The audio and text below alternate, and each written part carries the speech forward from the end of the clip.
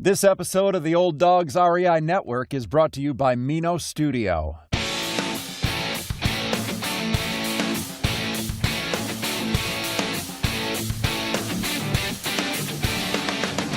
Welcome to the Old Dogs REI Network, where cash flow is king. Real estate investing, the means, so you can enjoy your retirement dreams. This is the show where we cut right to the chase. No sales pitch, no long monologues, just simple how-to real estate investing advice, so you can earn the passive income you need to enjoy your retirement today. And now, your host and chief old dog, Bill Manassero.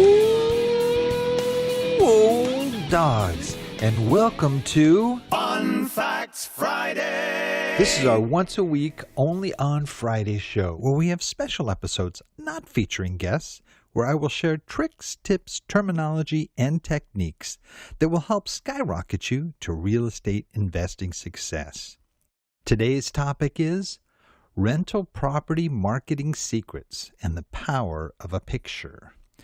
Well, before we start with this exciting Fun Fact Friday show, I just wanted to touch base with you. I didn't attend my last Fun Fact Friday, and I just wanted to check in and make sure that all is going well with you guys and your real estate investing efforts, whether you are an active investor or a passive investor, either way. I just hope that all is going well. Just a reminder, too, that you can write us questions or ask questions, get me on the phone, talk to me if you ever run into any issues and you want to get feedback. I am here to do that. So a couple of things, real quick announcements. First off, if you are like me and you like listening to podcasts, I'm a real podcast junkie. One of the things that I found is most helpful to do is to subscribe to the podcasts that I really like so that I don't always have to look them up each time. It's so convenient on my phone. You can arrange this, whether you have an Android or an iPhone, to subscribe to a podcast so that it automatically appears on your phone as soon as it comes out. And that's real convenient because I can go on a drive, I can look on my phone and pick out a podcast and listen to it or put them in order and listen to them while I'm driving along. And it's just a real great way to make a slow drive here in Southern California that much more bearable. But that's a great thing. If you want to do that, we would love to have you subscribe to the Old Dogs REI Network, which you can do through iTunes, Stitcher, Google Play, and iHeartRadio. You can just set that up automatically so that show just pops up and you can just listen to the show. And while you're there, if you happen to want to leave us a rating and review, we would really appreciate it because that really helps get our message out and helps reach folks like yourself that have an interest in real estate investing from a more mature angle. Also, a quick update. We are narrowing down, it looks like, on our 100-unit properties. It's my hope that we can do this, get something under contract before the end of the year. But it's more important to me that I find the right property than I meet my deadline of December 31st here. So just to let you know, we've got a couple of really neat ones right now that we're preparing LOIs for that hopefully we'll be submitting in the next week or so. My final announcement. Make sure you tune in on Monday. Now, if you're a subscriber, it'll just show up on your phone, which is really cool. But you can subscribe or you can just tune in on this Monday because we're going to be interviewing somebody we talk about a lot on this show, Robert Kiyosaki, the author of Rich Dad, Poor Dad. That's right. He'll be our special guest on Monday, so you want to tune in and make sure you give that a listen.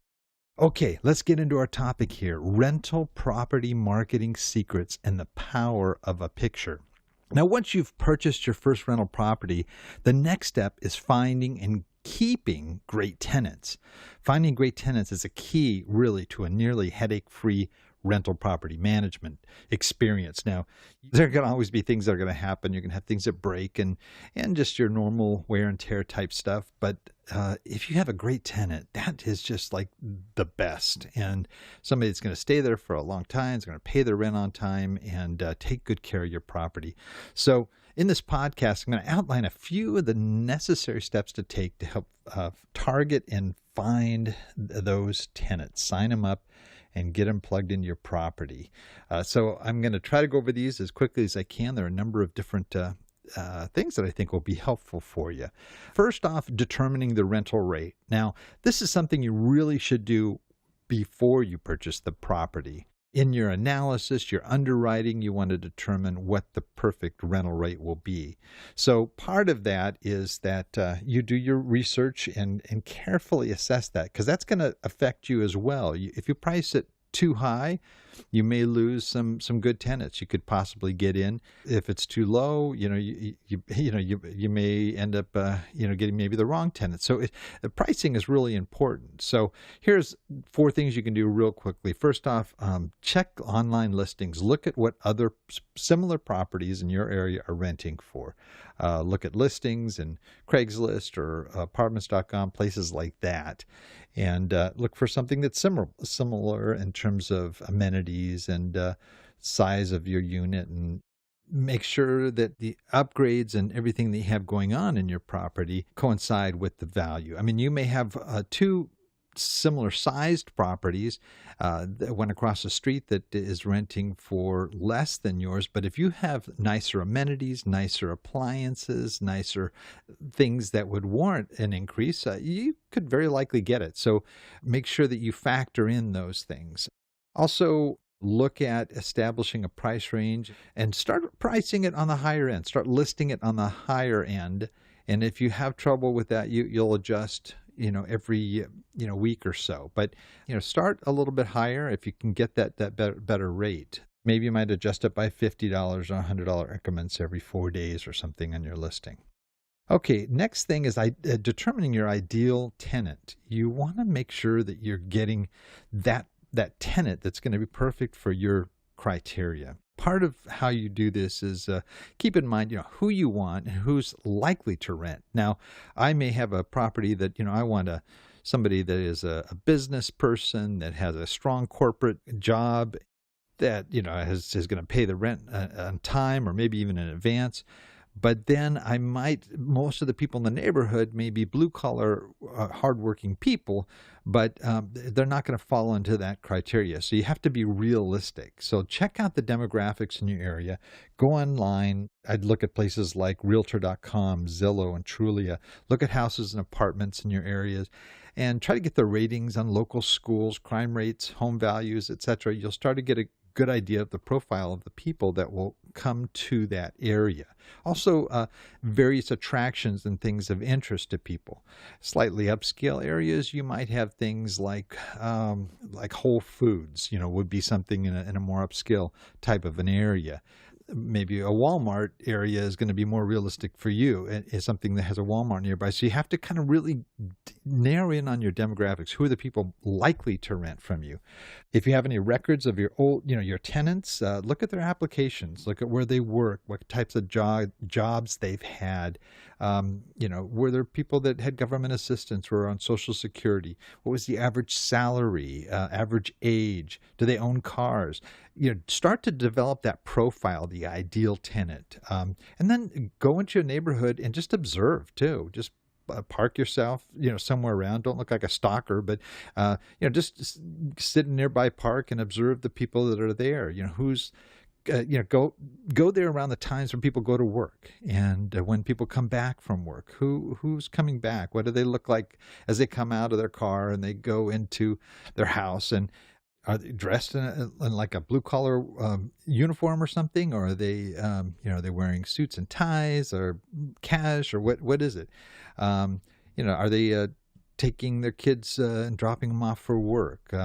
Are there a lot of kids in the neighborhood? And then come in the middle of the day when it's really pretty quiet and see what activities going on. Are moms walking around, strollers with their babies? Is it really quiet? Is there nobody there? Or, are there some maybe unsavory characters hanging out at the local park? Those are the kinds of things you really want to try to understand in terms of who your ideal profile is. The most likely person to rent are the types that are already renting in that neighborhood. Now, that's not to say you can't reposition a property, and people do this, but it can be difficult if you're going against the majority of the profiles of the people that are out there in your neighborhood already. But we've done that repositioning in our property in Indianapolis, and we have helped upgrade it. Sometimes you'll have a property that's in a neighborhood that's just a bad property. There's drug dealers and other people there, and that just never works. You want to if you got a property like that, you're going to get rid of those folks, but you're not going to necessarily replace them with lawyers and doctors and people like that. No, you're probably going to have some blue collar, hardworking people that'll probably replace those folks. So get that profile together, and then you're going to get ready to start advertising your property. You want to try to attract people that you're going to have signage on the outside, which is a real common thing. But then you're going to go to your online advertising. Back in the day, you'd go into the classified ads of the newspapers. Well, there aren't that many newspapers anymore, and people are getting most of their information online. So you want to find out where are the best places to do that. Places like Craigslist.com is still your number one right now in terms of getting renters into all types of classes of rental properties. But you've also got hotpads.com, Trulia, realtor.com, Zillow, and there are a lot of specialized ones for your area too as well. You may have some local focused online services as well. So decide the details that you want to put in your ad and make sure you include it in the way that you write and position this ad. So for example, if you're renting out a small studio apartment near a sort of a hipster downtown area, you'd want to pander to a younger single person, probably a millennial, and because they're most likely to have a need for it. So the listing should highlight, local businesses or attractions that a young single person would be interested in, like restaurants or hip hangouts. Or if instead you're renting out, let's say, for example, a single family, 3-bedroom, 1-bath home, you're more likely to get interest from younger families in need of a safe place to raise their kids. And so they're going to be more concerned with things like schools and, other parks within walking distance nearby, shopping centers, things of that nature. Make sure you're honest in your ad, though, because you don't want to go through all this trouble to get somebody to come to see your property and then only have them disappointed because it didn't match up with the listing. So, we had to kind of do that with our Indy apartment as well. That was one of the things we did. We're not located in a war zone or the hood, but, it's definitely a multicultural, mostly blue collar area. So we came up with a headline that read Urban Oasis. Okay, so we're emphasizing the urban part of it, but it's a really cool place within the urban setting. So they're not put off by the neighborhood or what have you. The listing title is really important. So really think about that. A title that'll grab their attention and won't get buried amongst the thousands of other posted listings. Try to come up with something creative or humorous to generate some interest. But the safest approach is to write a simple title that provides the most information. When prospective tenants are sifting through hundreds of listings, they'll focus on the ones that list the location, the size, and the number of bedrooms, and the things they desire first. So you want to include that in your heading. Most listing sites like Craigslist or apartments.com allow you to list the city neighborhood separately from the listing headline. So it's redundant to put it in the title. You don't necessarily have to put that in the title. Just describe your property as best you can to appeal to your target demographic. In these, for example, let's return to the small downtown hipster studio apartment scenario where you do well to feature a destination that might appeal to a young single. Let's say your studio's it's like a 5-minute walk from a popular downtown farmers market. And you could start the ad with the following: spacious studio apartment 1 block from the legendary City Market, which is the name of this particular farmers marketplace. So you've got a real specific appeal there. Next, highlight the desirable property features or a move-in incentive if you're offering it. For example, if you just installed all new appliances or are offering $200 off the first month's rent, then add that in the title line. So you might have a title like this: spacious studio apartment with brand new appliances, minutes away from the legendary City Market. Or spacious studio apartment minutes away from the legendary City Market, $200 off first month's rent. So you kind of put those key things in there. You talked about this is what it is. It's a studio apartment. This is what it's located. Here's the special offer. So you've got some things there that hit them right off the bat. And then as they glance at the ad, the next thing they're going to see are the photos. And so photos are really, really important. That is something I personally had a lot of experience with, and I noticed that when we changed photos, we got a tremendous response.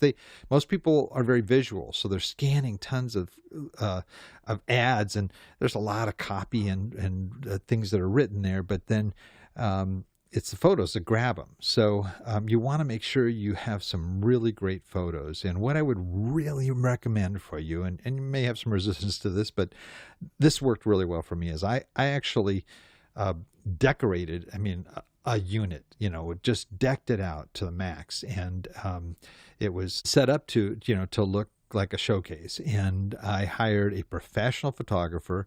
Now, it wasn't that much. It was like $200 for the 1 hour session. They took photos outside, inside, common areas, all those things. But really nice, wide angle type shots that just presented the property in a super favorable way. You want to have pictures of common things like bedrooms, bathrooms, backyard, patio, kitchen, building exterior, anything else the tenant would want to see. Take pictures of it in the showing condition, how you would want to show it to that person as well, so that it doesn't conflict with what they see when they actually arrive there. And you might say, well, I'm just renting a room, it's not furnished, I don't know if I want to go to all that trouble. And sometimes you might want to talk to people that do these kinds of staged photographs, that work with these photographers. You might be able to have somebody say, hey, I'll rent the furniture for the day, get a decorator in here to really do it well. That kind of a picture makes a huge impression as opposed to just an empty room. It really does. And I found that out when I did that. I had been running ads with the empty rooms for a period of time. I came in with the nice staged room, and I got 4 times as many calls as a result of just changing the photos. Now, and these are photos, it's an investment. So, if you're going to have this property for a while, they're going to certainly more than make back your money, just being able to use them over a period of years. So that's just something I list out. You just want to make sure you've got a good descriptive features. Start with the basic features, the size, the number of beds, the amenities. If you have laundry facility, is there parking on the property? Get all the descriptive in there about the property itself, and then talk about access to shops, restaurants, parks, public transportation, all of those things. And then talk about the specific questions that they might ask you, like who covers the utilities, are pets allowed, is there storage space, those types of things, duration of the lease, credit scores if you have a minimum on credit scores.